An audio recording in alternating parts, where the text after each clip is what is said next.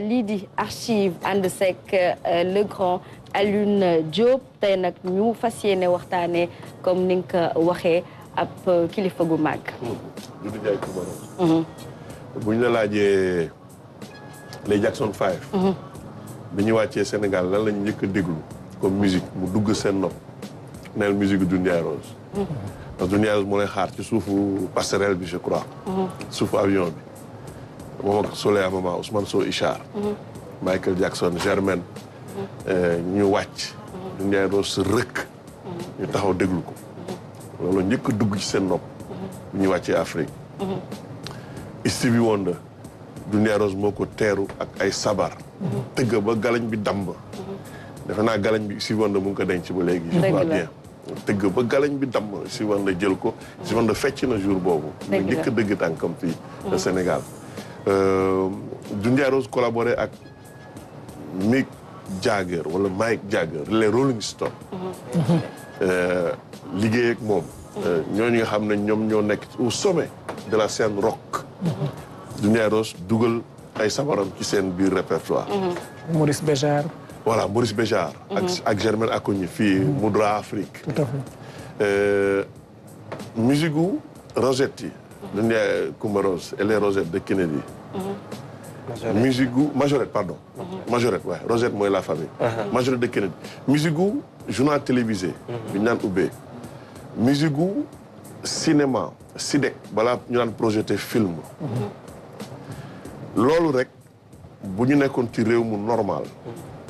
Doudou Ndiaye Rose dund ci ay sëtam dund ci ba àdduna di tukki. dëgg la. journal télévisé bi ñu doon utiliser musique am. Sidek bi doon utiliser musique am balaa ñu projeté film. yooyu yëpp bu ak les majorettes de Kennedy buñ ci sukkandiku woon. Doudou Ndiaye Rose tedd njabootam yëpp tedd. Sénégal sax tedd ci. dinañ ñëw ci yeneen fee. naka la Doudou Ndiaye Rose fexe ba rangale ay sabar. kan moo ko xelal. dinañ ci ñëw bu ñu demee seetaane yi Oumy Ndour. Oumy Ndour le 21 juin. mu defoon benn reportage sur Doudou Ndiaye Coumba Rose. ñu am luñ ci jël pour archive. waaye nag laata ñu ca dem léegi suñu quiz bi on laisse également vous chers internautes ngeen daal di ci tontu le premier bachelier au Sénégal alors bàyyil nañ leen ko ba si kanam ñu daal di dikkaat ci la grande réponse ba tey gars yi trouvé guñ ko waaye nag léegi ñu dem jëli élément Oumy Ndour daal di dikkaat en plateau. Le nder, ce tam-tam à long fût, est la base du sabar. Pour qu'il produise ce son exceptionnel, il ne faut pas qu'il touche terre. Il se porte donc en bandoulière. Seul hic, il pèse plus de 15 kg et a causé des ravages dans la caste des tambours-majors. Ils sont devenus un peu bossus, ça veut dire pas bossus mais courbes. Est-ce qu'on peut porter ce tam-tam-là pendant des années? C'est vraiment... Déjà tout à l'heure, j'ai vu les étoiles en plein jour. Conscient que les effets du nder seraient encore plus dévastateurs sur sa frêle silhouette, pour ne plus porter ça pendant des années avec ma taille, il fallait trouver une solution. Doudou Ndiaye Rose crée à la fin des années 50 le gorom babas, qui se situe entre le lamb et le gorom et qui a l'avantage de ne pas se porter. Sa base est fermée et il donne le même son que le nder. Tout ce que je faisais ici, je peux le mettre ici, assis, ou me mettre en position comme ça.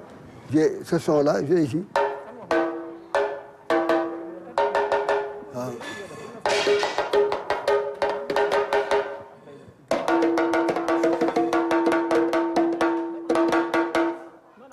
Cette trouvaille de génie a pourtant soulevé à l'époque un tollé. J'ai été critiqué par tous les anciens qui étaient là. Mais ce petit-là, vraiment, ses parents doivent voir son cas. Je crois qu'il n'est plus normal. Mais maintenant, vous allez dans toutes les maisons, vous le trouvez. Les pourfendeurs d'hier ont ainsi dû s'incliner devant la maestria de Doudou Ndiaye, qui, en plus d'un nouveau tam-tam, a affiné certains accords et gammes du sabar. Doudou Ndiaye Rose est ainsi l'homme qui a osé faire passer le nombre de batteurs requis lors d'un sabar de 5 à 10, 20, puis à 250. Ces spectacles grandioses alliant rythmes sénégalais et occidentaux ont conquis le monde entier. Son passage sur les Champs-Élysées en juillet 1989, lors du bicentenaire de la Révolution française, est resté dans les mémoires.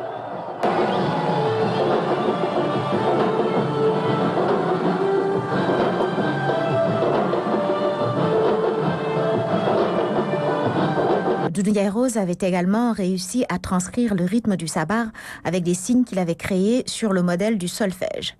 Le voici en 2008, à quelques heures d'un spectacle avec le trio japonais Hidano. Ils n'avaient pas répété ensemble, mais ce système était sa botte secrète. J'étais en train d'écrire ce qu'il venait de faire là. C'est pas du solfège, c'est ma méthode à moi. Ça, c'est des écritures à moi qui me permettent de jouer avec n'importe quel groupe. Pour Cheikh Tidiane Tall, membre fondateur du Khalam, Doudou Ndiaye Rose est celui qui a donné aux musiciens sénégalais des années 70 qui étaient plus dans la salsa le courage d'assumer leur identité. On a eu la chance aussi de commencer à faire les soirées sénégalaises avec lui, donc qui nous a beaucoup influencé. Donc quand on jouait des tempos un peu latino, afro-latino, et il mettait la sauce un peu balasse. Mangok, ce grand homme à travers cet élément parcourir nañu un peu scène yu mag yu mu daal di def waaye tamit taxawaay bu mag bu mu amoon. oui xoolal bicentenaire révolution française. Champs-Élysées. costume occidental bi mu sol. dëgg la. et pourtant ñeneen ñi ñu ngi sol ay yére comment dirais-je suñuy yére traditionnel. donc voilà justement donc ouverture d'esprit boobu dafa am importance. Jean-Paul Goude moom la ko Mitterrand confié woon ne ko organiser le bicentenaire bi. mais ni mu bu lay wax ci Doudou Ndiaye Coumba Rose apport bi mu ci indi da ngay yéemu ci yàlla à la limite li mu ko félicité wu ko kenn sax la ci passage Doudou Ndiaye Rose foofu ci Champs-Élysées dans le cadre du bicentenaire de la Révolution française. dëgg la xam nga Abdoulaye Prosper Niang. moom Doudou Ndiaye Rose dafa doon tëgg institut français. ma jël ko téléphone. ma ne ko sa date bii day coïncidé na ak date bu am solo ci histoire des cultures sénégalaises mu ne ma lan la ma ne ko tey jii la Prosper Niang def nangam ci ay at ci biir suuf. ndeysaan. mu ne ma téléphone bi noonu kon de tey événement bi ñaar la. dëgg la. événement bi ñaar la Abdoulaye Prosper Niang bu Xalam. mu ne ma Alioune Prosper moo ma ne gis nga ay Beethoven yii ngay gis nii Doudou Ndiaye Coumba Rose ma ne ko waaw. mu ne ma loolu ñuy def noonu ba àdduna bi yëpp naw leen. yow mën nga ko def ak ay sabar. dëgg la. donc Prosper am na rôle bu mu ci joué le fait que Doudou Ndiaye Rose di aligner ay sabar noonu ay góor ak ay jigéen di ci tëgg Prosper produire na ko. album la boo xam ne dama fekk Prosper toog ma jël ko mais daf ko foxati ci man. dugg ci benn néeg teg ko fa album boobu gisaatuma ko ba léegi. gisaatuma ko ba léegi Prosper daf ko foxati ci man rek dem dugg ci benn néeg tëj ñëwaat toog ñu continuer suñu waxtaan. donc Doudou Ndiaye Rose tey bu ñu waxee ci moom luñ ci wax doyul. vraiment heureusement conseil des ministres ñu décidé ne grand théâtre Doudou Ndiaye Coumba Rose vraiment kooku c'est à saluer. ma profité ci occasion bi nuyu. kenn ci ay doomam. te loolu xam naa fierté la woon ci yéen bu ñu jëlee boobu leen dogal sargal ko jox li di grand théâtre turam. waaye non image bi daal image bi touché na ma. waaye rawatina ni muy expliquer par rapport les instruments. moo tax ma indi instrument bi nga xam ni. bokkaloon ci sabar Doudou Ndiaye Rose moo ko créé. muy le gorong babas. maanaam ñuy waxtaane les 10 ans de Doudou Ndiaye Coumba Rose tey.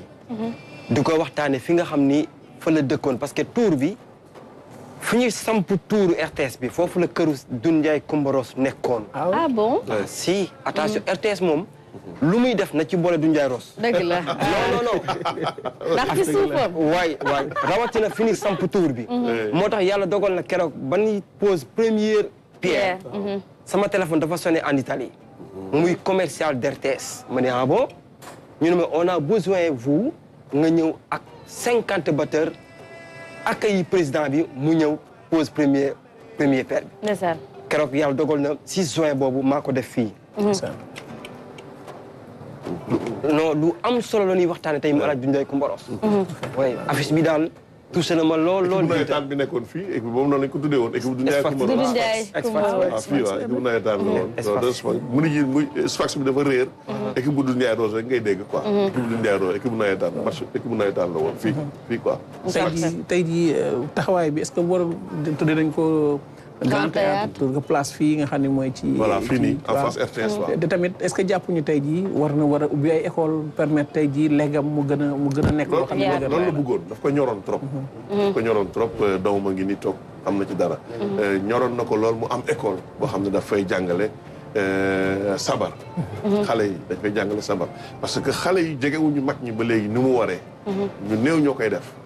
ñu néew ñoo koy def am na keroog ñu ngi expliqué Youssou Ndour ni mu daan tegee choc Ndiaga Mbaye waaw voilà dem këram di toog gis nañ njëriñ li tey xale yi vraiment teguñu jegewuñu mag ñi ni ñu war a jege. te maintenant de plus en plus ñu gis même musique bi sax amaana yeneen xeetu. ñoo leen di influencer la ñuy utiliser bàyyi fii lii ñu maam daal di bàyyeel.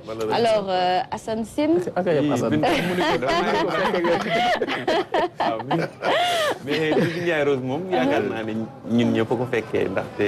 nee na ñun ñëpp ko fekkee. waaw 2015 ah. 2015 la waaw bi ñu génn àdduna moom ñu ngi fàttaliku bu baax a baax. man li ma ci gën a marqué sax ci rawatina ci reportage yu Oumy Ndour bi mooy jëflante yi mu doon aman ak japonais yi. ndax ci njeexitalu dundam dañoo seetlu woon ne japonais yi ñoom dañoo mel ni far dañ koo bëggoon a. dëgg la far aaki moom. waaw nañ liggéey ak moom yu bëree bëree bëri.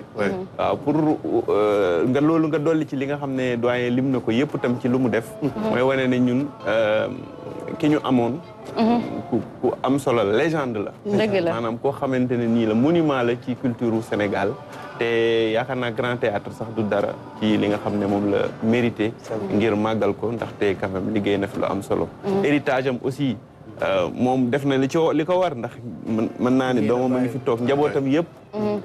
kii na leen tàggat na leen ci léegi nag njabootam googu war nañoo mën a jël relais bi fexe ba mu génn njaboot gi dem ci yeneen nit ñoo xamante ni dañ leen di jàngal. li nga xam ne Doudou Ndiaye Rose indi na ko. voilà man bëgg naa sax nga ñëw ci loolu yéen seen enfance.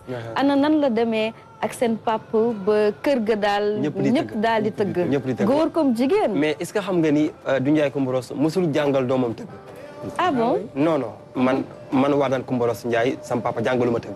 ndeysaan maanaam daf ñu ko transmettre directement. ci dara directement musul toog ne tëgg leen lii wala noonu non non. d'accord ñun ku judd nag da ngay tëgg. muy jigéen muy góor. mais nag ci lim ñuy jàngal ci tëgg mi moo ci am importance. mooy tëgg mi am cër ak respect. c'est ça. parce que li ci laxasu dafa bari. le sabar. deru bëy bi bantu dimb bi. peek bi mees fer xiir ak dëwtiir ak galañu sump bi. te lépp rax rab. moo tax mu kéemaane. moo tax boo koy tëgg da nga war a am noo mel. sànq dama ne obligatoire ma daal di jiin. léemu nga ci moom faaw waaw parce que fu ñuy defee émission bi day këru Doudou Ndiaye Coumba Rose te nee na këram gii fii nii ci la lépp sokkee ko ci wàllu ay affaire am ay ces choses personnelles. dëgg la. maam yeeg yooyu. yi ko toppoon yi nga xam ne invisible ak yooyu. alors su may ñëw di ko waxtaane ci biir këram dafa am lu ma war a tëgg. ba pare teg ci tamit bàkku rabu ndakaaru bi ma ci teg parce que ñi ngi ndakaaru.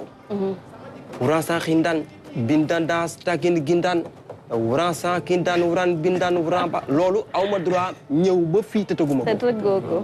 daal di ci teg xulu walaaw axat allahu samadun lam yalet walam yuret walam yukloo ku fanaax loolu c'est des notes Doudou Ndiaye Coumba Rose yoo xam ni musul tiim gorong te tëggu ko d'accord. sabar les gens dañu mais instrument bu doy waar la. mën nga ci defaru mën nga ci. si waaw mu dema dicteur tout le temps ne ma Wadane sëñ Wadane. del moytu boy tëgg na nga am yar ak teggin.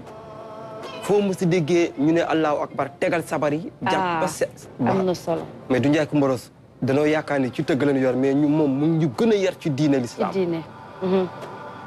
nee na foo leen mu seen di tëgg ba dégg allahu akbar teg leen sabar yi. takk leen galañ yi ba mu dëgër. ngeen dem jàpp julli boo leen paree nag ñu yeggali seen liggéey. ñoom moom ci loolu la ñu digtal. dëgg la.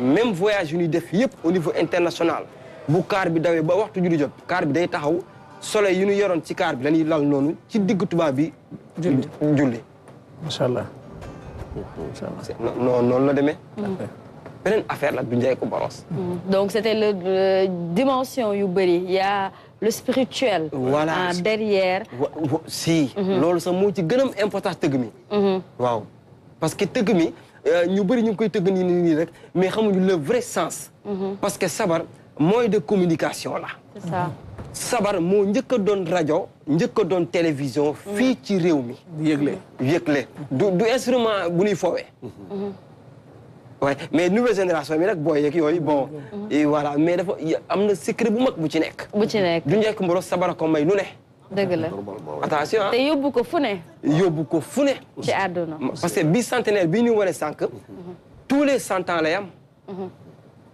ñu teg ci du Ndiaye Coumba Rose ak les 100 batteurs dëgg la ci 100 yooyu mu doon dox foofu n'importe qui dafa dox ñu teg ko fa ak les 100 batteurs costume bi mu sol mu pare président bi invité ko palais ba defal ko teranga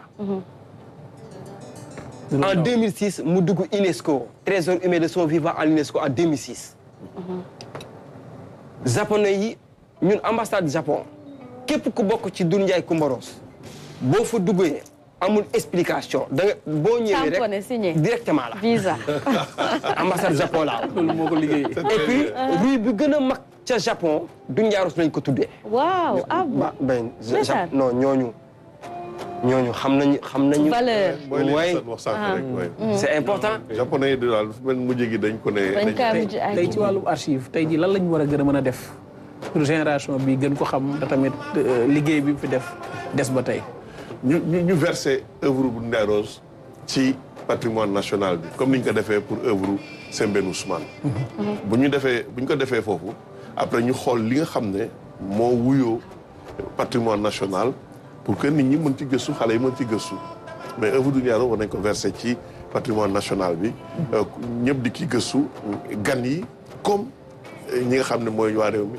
surtout les jeunes surtout les jeunes ba ci sax ñi nga xam ne ñu ngi tëgg sabar tey ñi nga xam ne ñu ngi ci art populaire bi ñu tëgg bongo yi way yooyu yëpp am nañu intérêt xool exactement sabar yi dina amal njëriñ. dina amal njëriñ c'est ça exactement peut-être en attendant que Ramatoulaye Sarr di accès pour la revue des titres. Assane suñu waxee Doudou Ndiaye Coumba Rose sànq taxaw nañ si tudd les majorettes. de 1961 su ma juumulee ba keroog amaana muy génn àdduna wala ci at yooyee en tout cas daan na leen gunge saa yu défilé mosoon na am na ab interview bi ma seetaan mu naan j'ai traversé tous les régimes ci ànd naag Senghor ànd ak Abdou Diouf bëggoon naa sax ànd ak kii di président Macky Sall ci défilé 4 avril yu ñu daal di woon amal ci atum 2015 la woon interview effectivement moom dafa nekk koo xam ne nag dafa traversé époque am dëgg la c'est-à-dire que ni mu traversé époque am noonu la traversé aussi domaines yu bëree bëri xam nga yaa ngi wax majorette yi défilé musiciens yi gis nañ ko léegi ak ñoom ndem si yàlla Cheikh Tidiane Tall ak Idrissa Diop voilà mu ànd ak ñoom tamit ci woy woowu ñuy dégg ci suuf ak ñoom Souleymane Faye joué ci rôle bu am solo kii doyen mu ngi doon wax léegi générique gu RTS loolu 2001 la woon Matar Sylla waaw générique boobu gisuma beneen bu ni melaat bu noonu ba léegi c'est le meilleur générique bu RTS mën a am tama yi daf ci feeñ ba nga xamante ni dañuy xam ne lii moom mënul nekk générique gu France 2 wala feneen RTS rek mën nekk Sénégal c'est vrai maanaam domaine boo ko woo am na apport bu mën a indi ci majorette yi gis nga bokk na ci li gënoon a tax majorette yi nit ñëpp di leen xaar bu défilé jotee dëgg la waaw kon dëgg la maanaam def na daal li ko war moom am na solo alors daañu dikkaat un peu si œuvre kooke di Doudou Ndiaye Coumba Rose ci génération yu am solo yu mu daal di gunge majorette yi mi ñu daan wax ba tey ci interview bi ma seetaan bi mu fekk il avait 80 ans déjà mais mi ñu wax ni day taseeg ñoom ñooñee di ko wax tey jii am naa sët am waaye atum nangam sangam 1961 sa majorette laa woon ñu doon défilé kanamu président de la république ba woon di Léopold Sédar Senghor waaye nag daan ci dikk bu si kanamee tuuti léegi nag ñu daal di jublu ci xabaar yi wala sax ci xët yu njëkk yu yéenekaay yeeg yëglekaay yi